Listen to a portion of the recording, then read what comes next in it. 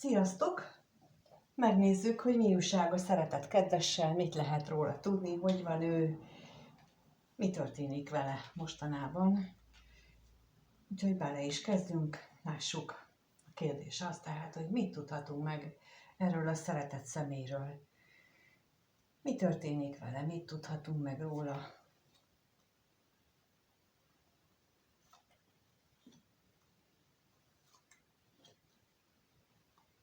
Mi van vele?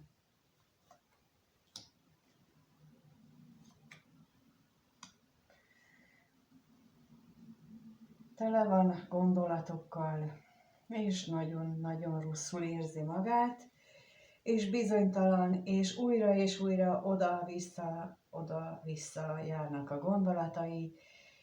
Nagy valószínűséggel egy olyan személy miatt, vagy olyan személlyel kapcsolatban, aki számára nagyon fontos, mondhatom úgy is, hogy mérvadó, mert ha nem is idősebb tőle, aminek azért megvan az esélye, mégis egy érettebb személyiség az, akivel kapcsolatosan ő bizonytalan, akivel kapcsolatosan nem tudja eldönteni, hogy mit csináljon, és ez már szinte megbetegíti, tehát belebetegszik ebbe a nem tudom, hogy mit kezdjek, nem tudom, mi legyen. Szóval így ezt érzem így az energiákban. Na, megnézzük a bírót, hogy mit tudhatunk meg erről. Miért van itt ez a nagy-nagy bizonytalankodás?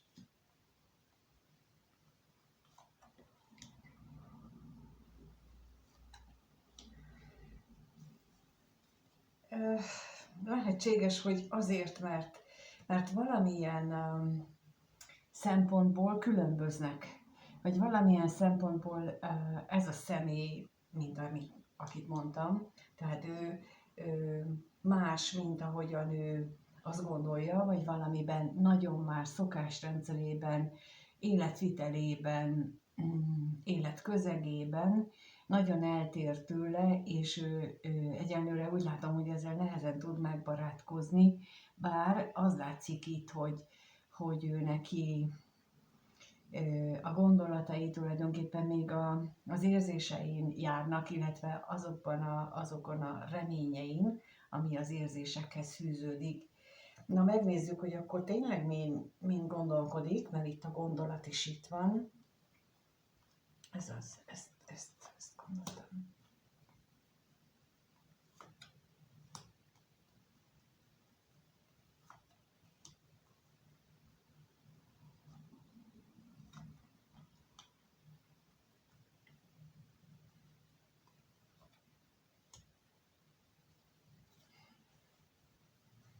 Itt nagyon úgy tűnik nekem, hogy valamilyen hamis képet festhetett ő magáról, vagy ő érzi azt, hogy a másik személy hamis képet lát róla, és fél attól, hogy mi van, ha kiderül, mi van, ha meglátja azt az embert, aki ő valójában.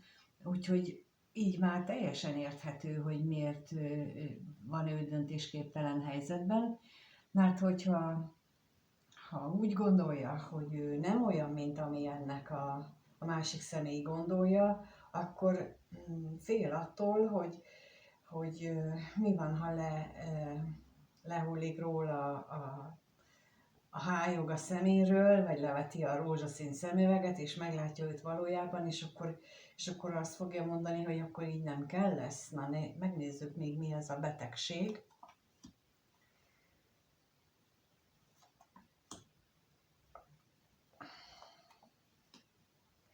Hát azért, mert egyébként meg ugye az előbb is ott már kijött, hogy nagyon reméli ezt az érzelmet, a szerelmet, és itt kijött, hogy bizony nagyon szeretné, nagyon oda van ő valakiért, és nem tudja. És ha ilyen kétségek gyötrik, akkor mi van? És itt ez tulajdonképpen egy megfontolandó tanács is, mert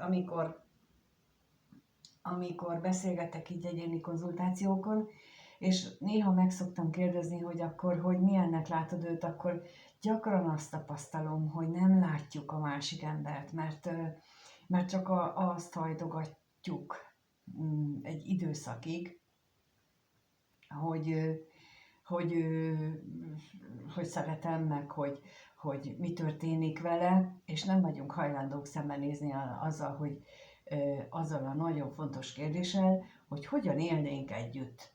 És akkor ő, amit csinál, azt hozza. Tehát nem változtat semmit. Ez amit nem szoktak feltenni magunknak, hogy úgy is tudok-e vele élni, ha ő a jelenlegihez képest semmit nem változtat. Azt is beleértve, hogyha ő most jelenleg iszik, vagy drogozik, vagy egyebek, tehát hogyha ő ezen semmit nem akar változtatni, akkor is tudok-e vele élni. Na és akkor, ha erre őszinte választ adunk, mert ezt elsőre biztos azt mondjuk, hogy igen, de nem, valójában ez csak egy ilyen nagyon reflexzerű, és amit általam ilyen álságosnak mondott reakció, ami belülről jön, de ezt úgy lehet legyőzni, és úgy lehet megtudni, hogy mi van valójában belül bennünk, hogy sokszor feltesszük ugyanazt a kérdést, és ha 25-ször is ugyanaz a válasz jön ki, és valóban mögé nézünk, na akkor annak már van esélye, hogy az az igazság lesz. Viszont megnézzük azt, hogy te vagy-e az a személy, aki ott az előbb kijött, úgyhogy az a kérdésem, hogy ez a szeretett személy hogyan gondolkodik a nézőről, mit gondol a nézővel kapcsolatban. Ez a szeretett személy hogyan gondolkodik a nézővel kapcsolatban. Mit gondol a nézővel kapcsolatban ez a szeretett személy?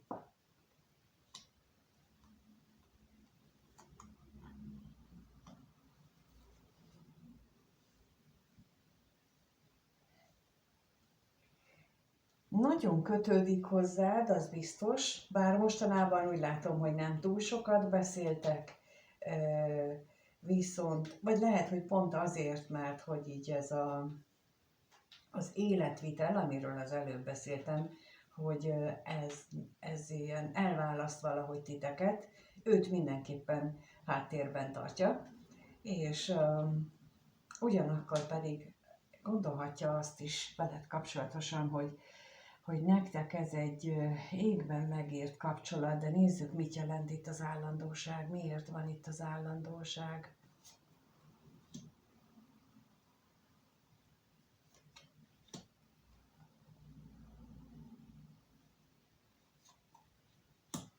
Hát az, amit mondtam.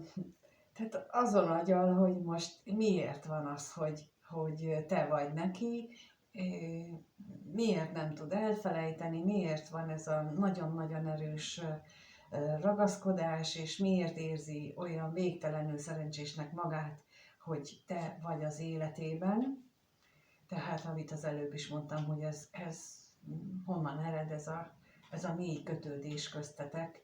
Na lássuk akkor a kevés pénzt, hogy mi ez itt. Mi ez a kevés pénz itt?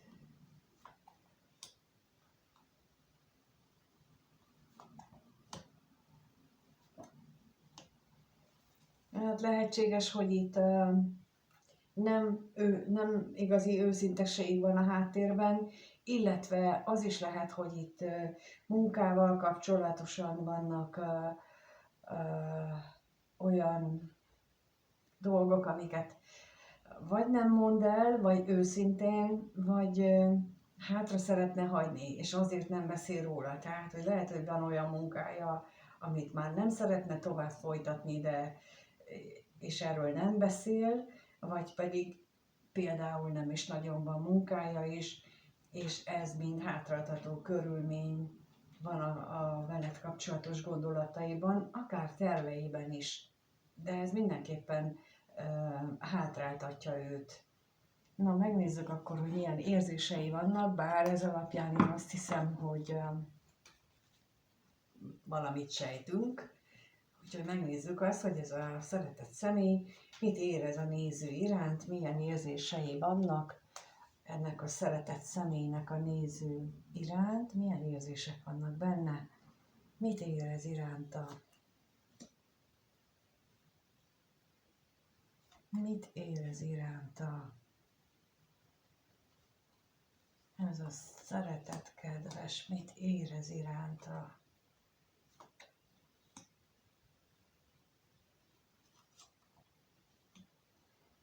Látjátok, hogy ugyanaz jött ki, mint az első kérdésnél? Ugyanígy kezdődött, pont ugyanígy. Itt középen mondjuk a betegség volt, és nem ez az érték.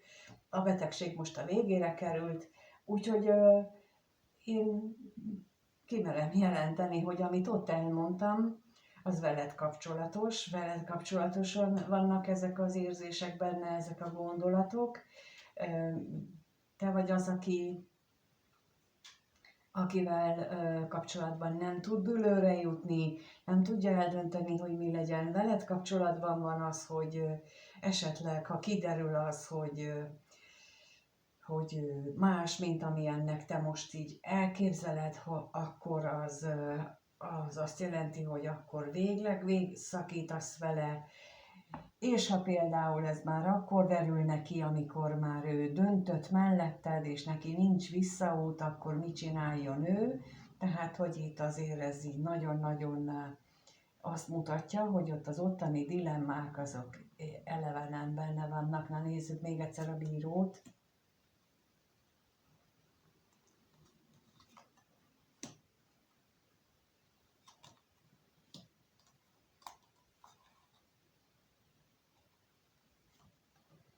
Bizony, amit mondtam, hogy mi van akkor, hogyha már megvan közöttetek az elköteleződés, és akkor derül ki az, hogy itt valami mégsem úgy van, ahogyan azt te gondoltad, és akkor milyen veszteséget szenved akkor a kapcsolat, hamis vágyakat, hamis reményeket vél a háttérben, tehát, hogy mint amit az előbb is mondtam, hogy esetleg te hamis dolgokba ringatod magad, nem őt látod, hanem a saját vágyálmaidat vetített ki rá. Ez nagyon-nagyon fontos, ezt így látom, hogy gyakran, nagyon gyakran ez fordul elő, és nagyon ritkán van az, hogy egy embert olyannak látunk, amilyen, hanem csak azt szoktuk, így főleg amíg nem élnek együtt az emberek, addig azt látjuk a másikban, hogy ő kihozza belőlem azt a valakit, akiről én sejtem, vagy aki én szeretnék lenni, de amikor például együtt összeköltöznek, mint ahogy itt is mutatja, és akkor ott a hétköznapokban már nem megy ez a fajta dolog, akkor mi lesz? És ez nagyon fontos kérdés, mert ez a lényeg benne, tehát hogyha egy ilyen kapcsolatot szeretne egyik a másiktól, akkor ez nagyon fontos, hogy mi van akkor, ha kiderül róla, hogy ő egyáltalán nem olyan, mint amilyennek én gondoltam. Kirakom az utcára, vagy ő kirak engem, vagy hogyan lesz? Tehát, hogy itt ez úgy látom, hogy ez egy nagyon fontos kérdés, és megint a betegségre kérlek rá, megkérdezem, hogy miért van itt ez a nem kellemes érzés benne, milyen nehézségek vannak. Hát, úgy látom, hogy a múltban ő már nagyon megégette magát, nagyon sok vitája volt, vagy belső, vagy valaki mással, pontosan hasonló okok miatt, tehát hogy mást képzelt róla, vagy ő, vagy pontosan, hogy ő neki volt ilyen, hogy más képzelt róla, és most ezt rád vetíti, ahogy te rávetítesz valami mást, és pontosan ez okozza neki ezt a nagy szenvedést, ezt a nagy döntésképtelenséget, annak ellenére, hogy ő elmondhatatlanul, mérhetetlenül vágyik arra, hogy itt ti megéljétek együtt a bőséget, a közös otthont. Itt az érzéseiben ez nyilvánul meg. Tehát, hogy ő arra vágyik, hogy megéljétek együtt ezt a közös otthont és a közös stabilitást. Ez nagyon szép érzés, de javaslom, hogy a te oldaladról pedig azt nézd, vagyis azt gondold át, amit ott lehetett az előbb látni, hogy tényleg jól látod, tényleg nem vetítesz rá semmit, tényleg őt látod a hibáival együtt. Mihez kezdenétek? Vagy mihez kezdesz te, hogyha ő ezt nem csinál, azt nem csinál, azt nem csinál, vagy hogy így, tehát, hogy így nagyon szép egyébként, a közös életeteket tervezi már tulajdonképpen, és ez nagyon-nagyon tetszik nekem, remélem neked is. Na megnézzük akkor, hogy mire lehet számítani a következő néhány napban, egy hétben, ettől a személytől mire lehet számítani a következő néhány napban, egy hétben, a néző mire számíthat tőle.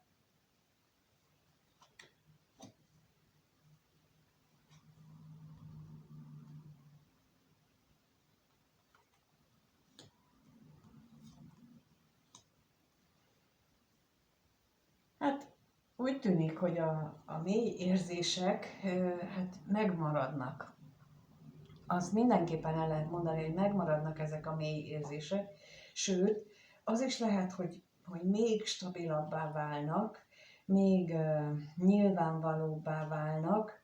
Lehet, hogy erről beszél is, de legalábbis a szándék ott van benne, és tulajdonképpen az is elképzelhető, hogy ő magában már eldöntötte, hogy ő ki fog tartani ezek mellett, az érzések mellett, még akkor is, hogyha nem tudja, hogy mit csináljon, vagy nem mer éppen belevágni, vagy ilyenkor, amikor már annyira lehet érezni, hogy ő már lépne, de még nem tud, és még ott van ez a döntésképtelenség, olyankor nagyon gyakran van a háttérben az, hogy ő még nem zárt le egy karmikus kört, nem zárt le egy karmikus feladatot, nem fejezett be, és ezért ő még nem tud, nincs meg az a könnyedség, az a felszabadultság, hogy akkor tovább lépek, és itt erről is szó lehet, hogy ő már indulna, hiszen itt van, indulna, de még nem lehet. Na nézzük ezt az utazást, hogy miért nem lehet. Miért nem lehet utazni, vágyainak megélni.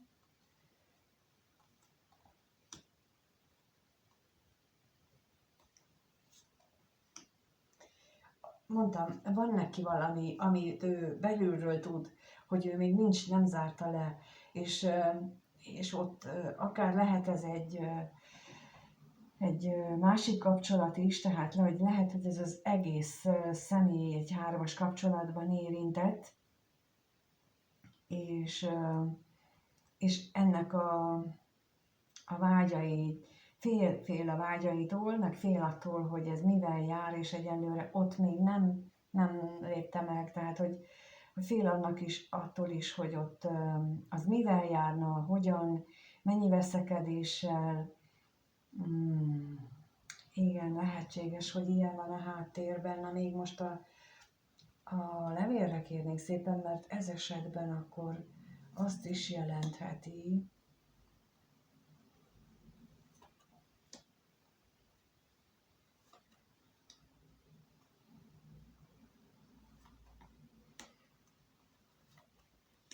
itt megint az előzőeknek az ismétlése van, hogy továbbra sem tud még dönteni, vagy legalábbis rengeteget gondolkodik rajta, és amit az előbb mondtam, hogy itt nagyon úgy tűnik, hogy lehet, hogy itt sok útoknál hármas kapcsolatról van szó, és neki mérlegelnie kellene, hogy hát mondjuk így esélylatolgatás, hogy melyikkel van neki nagyobb esélye, hogy sikerül az életének a további részét jól megélnie, és az is lehetséges, hogy valahol már, mint ahogy mondtam, tett ígéretet, tett valami olyat, amit most fel kellene bontani, de ott még nem tart, hogy erre képes legyen, és ez az, ami őt most akadályozza a továbblépésben, akadályozza abban, hogy közelebb jöjjön hozzád. Úgyhogy ennyit lehet most tudni erről a szeretett szeméről. Köszönöm, hogy itt vagytok, és megnézitek újra a videót. Köszönöm, hogyha lájkoljátok, vagy feliratkoztok, ha még nem vagytok feliratkozva. A kommenteket is köszönöm. Ne felejtsétek el, hogy van még a 30%-os kedvezmény a születésnapi akcióból. Írjatok rám a leírásban megtalálható elérhetőségre, és meg tudjuk beszélni, hogy ki hogyan tudja igénybe venni mindenfélét. Például azt is, hogyha valaki több alkalmasat szeretne, mert olyan is volt ugye karácsony előtt is már, úgyhogy erre most is van lehetőség, hogy akkor így kedvezményesen meg lehet venni több alkalomra szólót is. Úgyhogy köszönöm, hogy itt vagytok, és amíg nem találkozunk, addig mindenkinek minden jót kívánok. Sziasztok!